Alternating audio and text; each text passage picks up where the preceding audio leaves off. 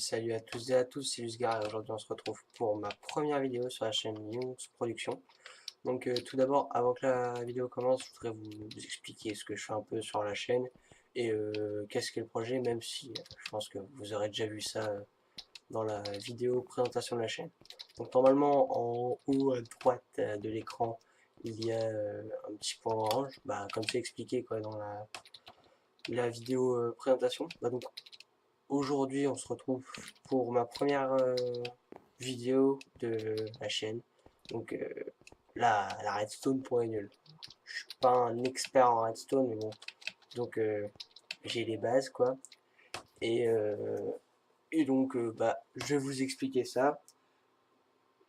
Bah, c'est parti.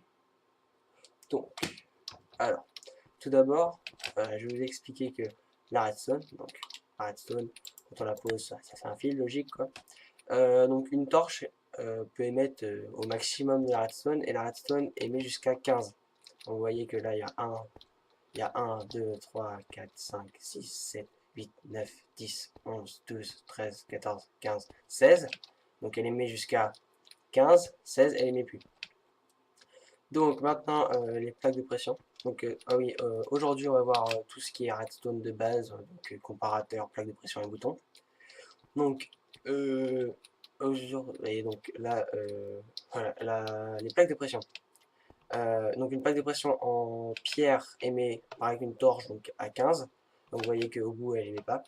Et donc une plaque en pierre reconnaît que les entités. Donc par exemple, regardez, si j'envoie ça dessus, ça reconnaît pas. Donc la pressure plate en bois, donc c'est la même que celle en pierre, sauf que quand on envoie un item dessus, ça reconnaît. Donc, la pressure plate en or. Alors, elle, quand on se met dessus, elle émet de 1. Ça, je vous expliquerai sur une prochaine vidéo. C'est plus on est d'entité dessus, plus elle émet loin. Donc, quand on met un item aussi, ça émet de 1. Voilà. Celle en fer, donc c'est pareil que celle en or. Elle reconnaît quand on met un item dessus. Hop là. Oh, j'y arrivé. Voilà. Et c'est pareil que l'or, sauf que il y a quelques différences. Donc, alors maintenant les boutons en bois. Donc, les boutons en bois. Donc voilà, donc ça allume une lampe. Et donc, le bouton en bois dure plus longtemps que le bouton en pierre. Donc c'est au niveau des tics, ça j'expliquerai dans une prochaine vidéo. Donc au niveau des tics, donc un tic, je vais vous expliquer. Un tic, en gros, genre ça. Là, si je lance, hop là, attendez, si je lance ça comme ça, donc là, un repeater, là, il a un tick. 2 ticks, 3 ticks, 4 ticks. Donc il va jusqu'au maximum 4 ticks. Donc le bouton en bois, il dure moins longtemps, en pierre, pardon, il dure moins longtemps que celui en bois. Et surtout, celui en bois, on peut l'activer avec une flèche. Ce qui est assez pratique. Si vous voulez faire des mécanismes, genre porte secrète ou des trucs comme ça. Et aussi, bien sûr, logique, si on peut l'activer avec des items, une dalle je vais arriver, en bois, elle s'affiche aussi, enfin, elle s'allume aussi avec une flèche. Et donc, du moment que la flèche ne dispone pas, ou qu'on vient la récupérer, eh bien, ça ne s'éteint pas. Donc maintenant, les tics, les repeaters, comme je vous expliqué tout à l'heure. Donc voilà, donc, un repeater, en fait, ça permet de mettre du délai avant qu'une action se répète. Enfin, une action se fasse, quoi. Donc là, par exemple, j'appuie sur le bouton. Et voilà, la lampe s'allume avec beaucoup de délai après. Donc, attendez, voilà. Donc là, donc, comme je vous ai expliqué tout à l'heure, un tic, un tic, un repeater fait 1, 2, 3, jusqu'à 4 tics. Donc là, ils sont tous à 4 tics. Donc 4, 8, 12, 16, 20. Donc là, il y a 20 tics de délai avant que la lumière s'allume. Donc je vous expliquerai à quoi correspond un tic en secondes dans le temps réel. Voilà.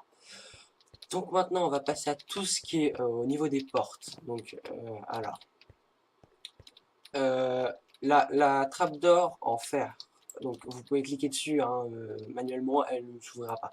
Contrairement à celle en bois que vous pouvez activer à la main. Pareil pour la porte, hein, vous pouvez activer la main, donc c'est valable pour toutes les portes hein, différentes.